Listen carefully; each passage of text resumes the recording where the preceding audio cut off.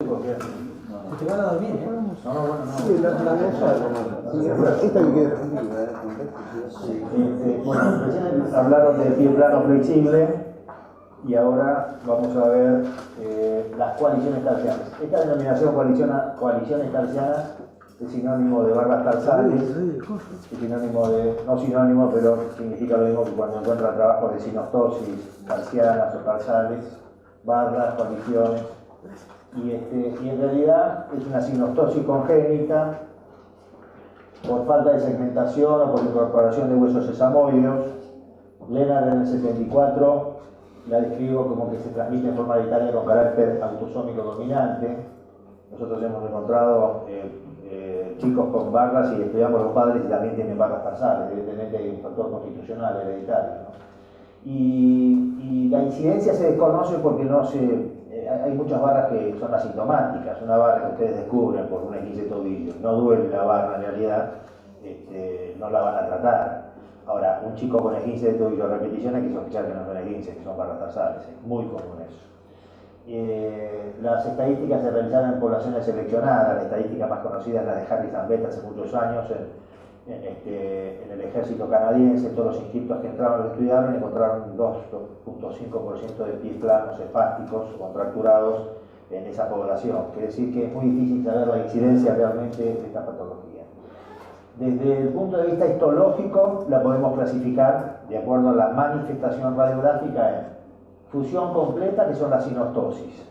Esas son óseas y la movilidad está restringida, obviamente. Y fusiones incompletas, las coalescencias. Es decir, que coalescencias son las fusiones incompletas.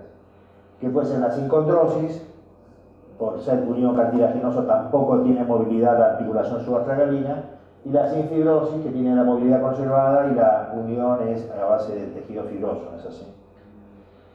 Estas barras tienen síntomas que no siempre están presentes, porque nosotros vemos barras tarsales con pies caos, con pies normales, es decir, que el pie plano no va acompañado siempre de la barra tarsal. Y el espasmo de los peroneos es un tema de sintomatología en evolución. Después de mucho tiempo de dolor comienza el espasmo de los peroneos. Entonces una barra tarsal que comienza a molestar no va a haber espasmo. El hallazgo que siempre es habitual en las barras tarsales es la deformidad. Siempre algún tipo de deformidad van a encontrar en el pie, vencimiento o el bultito en la cara lateral del pie. Y por supuesto la limitación de la articulación. El chico no mueve los dos pies de la misma forma como cuando hacemos invertir el pie. ¿Qué significa pie plano espástico o espasmódico? Es el pie que cuando hacemos esta maniobra, que es la maniobra de Gosselin, cuando llevamos forzadamente el pie a la inversión, se tensan los peroneos y se tensan los extensores de los dedos. Eso significa que el pie está reaccionando como un abdomen reacciona a una apendicitis y se pone duro, el pie reacciona a una injuria en la articulación subastragalina produciendo espasmo de los peroneos y los extensores. Cuando ese espasmo cede con la anestesia, cuando lo vamos a operar o cuando le hacemos un bloqueo anestésico, significa que es espasmódico, y eso lo describieron así Jones, Blockley, Harris and Beth y Cower. Cuando el espasmo no cede con la anestesia, ya se denomina pie plano contracturado, y este cuadro lo describió perfectamente bien George P. Mitchell. Quiere decir que pie plano espástico o espasmódico cede con la anestesia, y el contracturado, que es una evolución mayor, ya hay más sintomatología, no cede bajo anestesia. Cuando estamos operando estas barras tarsales y sigue contracturado. ¿Cómo se va produciendo paulatinamente la sintomatología? Hay dolor, hay primero tensión ligamentaria, después se presenta el espasmo de los peroneos, en la evolución sigue la irritación del seno del tarso, hay irritación de toda la articulación subastragalina y por último cambios degenerativos radiográficos.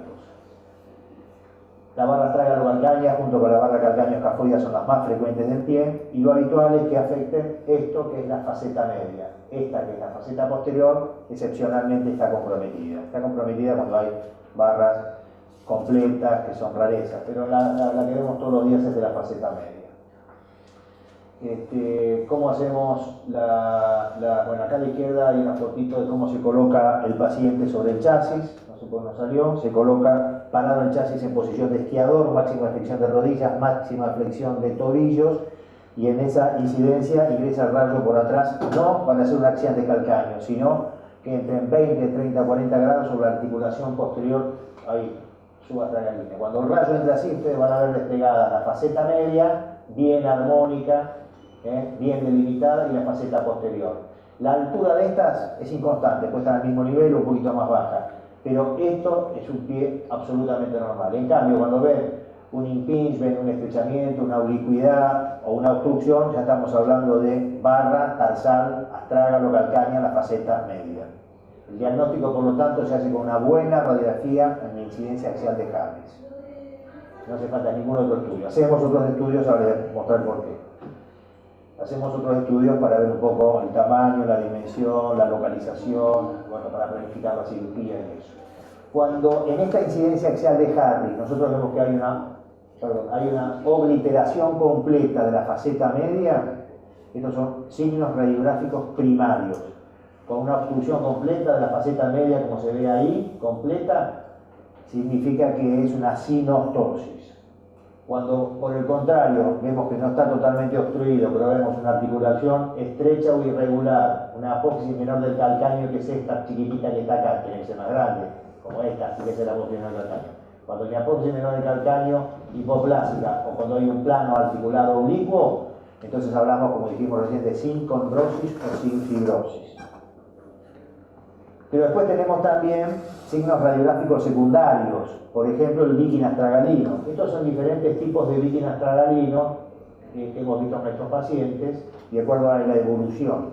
¿Por qué se produce el líquen astragalino? Se produce porque la articulación subastragalina tiene movimientos de traslación y de rotación.